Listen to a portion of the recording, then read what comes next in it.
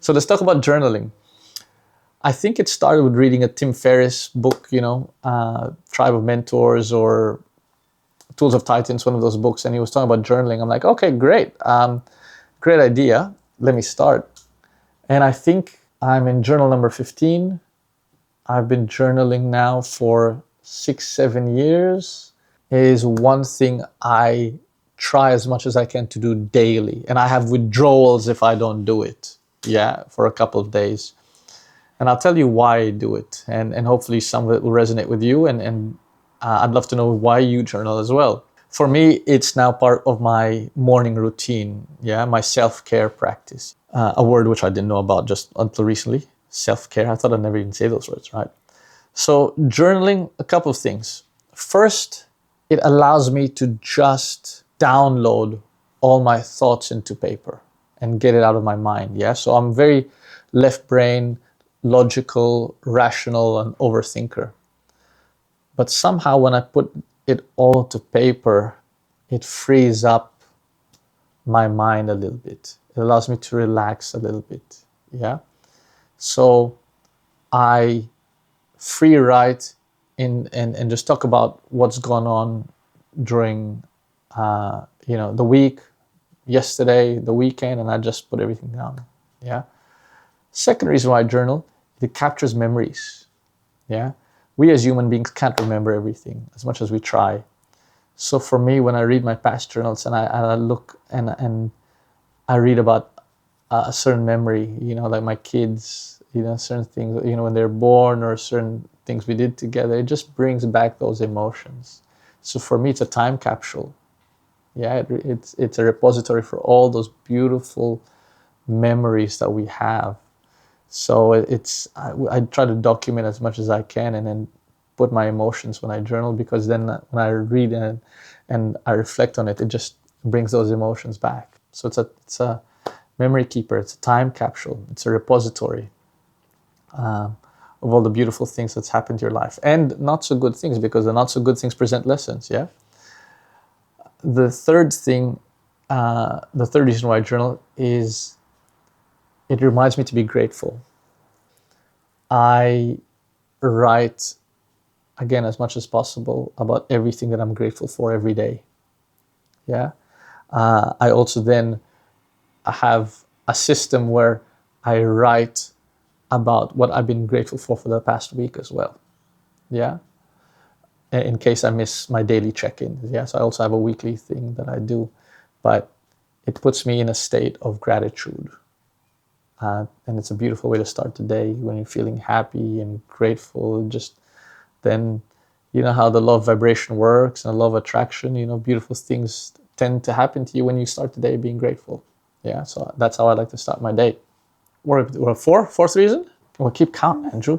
So we're at fourth reason why I journal. My ideas log. I get ideas all the time, and I've started this business and that company and that company, and all my ideas go into my journal so I don't forget them. All my lists, all the process mapping that I put, all the mind mapping. I love lists. So everything goes in my journal when it comes to lists. So ideas, processes, lists, things to do. Sometimes it goes in the journal, right? So you have a document that keeps track for all of them. So again, you're not in your head the whole time. Fifth, all my goals. So all my yearly goals go in my journal. All my lifetime bucket list goes in my journal. So I can, look back at the year and I go, and look at how proud I was of what I've accomplished. So the goals are on one side and what I've accomplished on one side every year. Then the sixth reason I put in my journal is certain things, thematic things I like to write about, right? So every start of the year, I like to write a life write for the year ahead. So how I envision the year to look like, and I write it in the future, the past tense, that I have had a beautiful year. This is what I've accomplished. So you start putting the energies out there. I also then like to write my reflections on the previous year.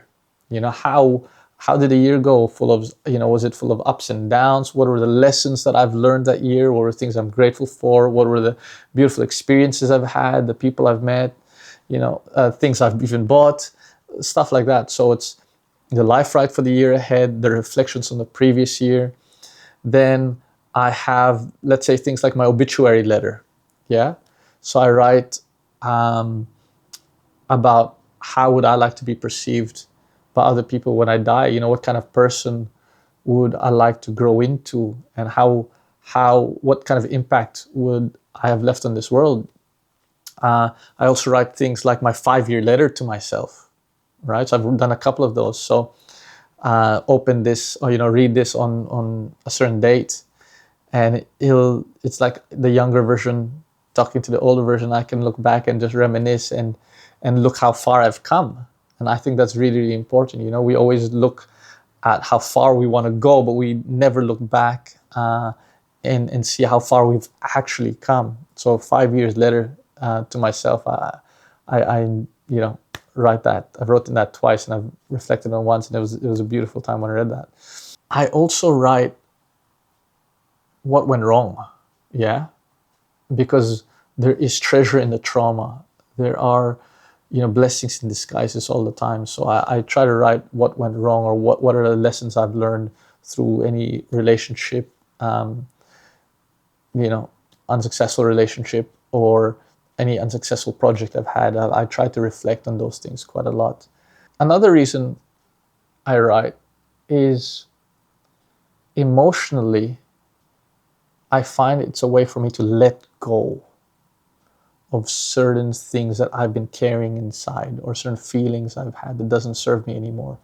So what I find is that your ego likes to hold on to feeling in a certain state.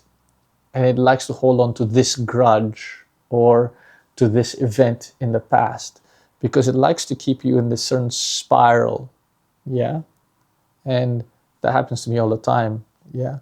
This situation happened, and then just reminisce and go back and just bring up those, unpleasant emotions, or something happened with this person. I find that when I actually write those things down, it's a bit of a hack. Your subconscious, your ego goes, oh, okay, we're not really letting it go because you've written it down. So it'll be permanently carved in history. Yeah. But it's a bit of a hack because it does release it from your subconsciousness, from yourself. So when I do write certain things down, heavy emotional stuff, I do feel like I'm a lot lighter, right? So it's a form of therapy, yeah? So I don't know for reason number 8 or 9 or whatever, but that's a huge reason for me, that I find that I really take time to reflect on those heavy things that have happened, and I write it down and I process it, and I feel like I do feel a little bit lighter after I've written it down. So it's a bit of a hack where we always want to hold on to these things, but once we write, your ego goes, it's still on paper. So if I want to remember this, it's there. It's never going to be truly forgotten. But actually, you have let it go a little bit. So you can release it. It allows you to release it a little bit. Yeah. Another reason that I write is to help me navigate certain problems. Because I find that when we have a problem, we tend to think on it and overthink it. It expands and it grows bigger in our heads. But when we write it down and we can logically look at it without any emotions and see the problem, or this happened, or my staff left me, or they did this, or someone did this to me, or this happened, and we can actually just break it down line by line. For me, I found that it minimizes the problem, because I've just written it down and the solution sort of presents itself, and I go, okay, it's not so bad after all. This is what I need to do. Yeah. Everything will be fine. Yeah.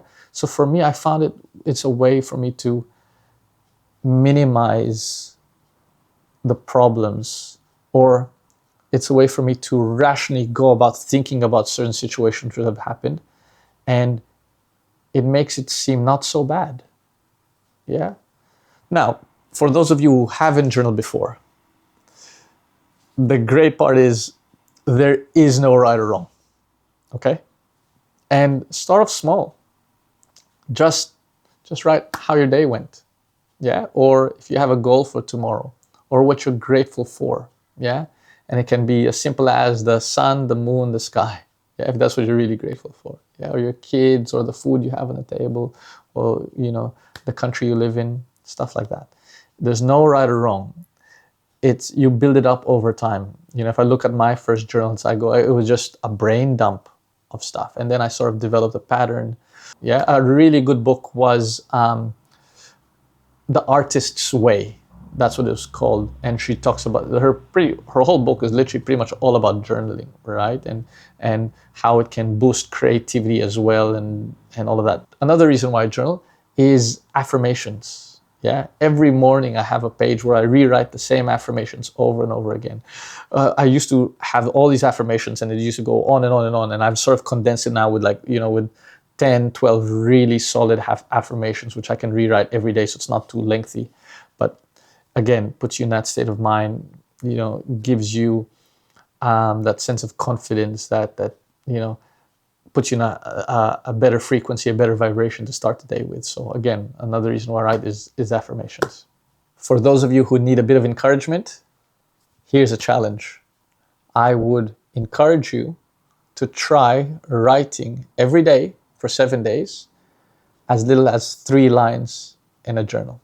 Okay, and it can be as simple as 3 things you're grateful for, or this is how my day was, or this is what I'm looking forward for, this week, tomorrow. But just 3 lines in a journal. Yeah, easy. It's not going to even take a minute. Yeah, but that's just to get the habit forming. Yeah, to get to get it rolling. Yeah, so I'm issuing a 7-day challenge to you guys who haven't journaled before. Any notebook, any pen will do. Doesn't have to get fancy. Yeah. Write 3 lines a day for 7 days and just see how you feel. Let me know in the comments. Love to hear your thoughts. And if you're enjoying this, don't forget to like and subscribe, and see you in the next one.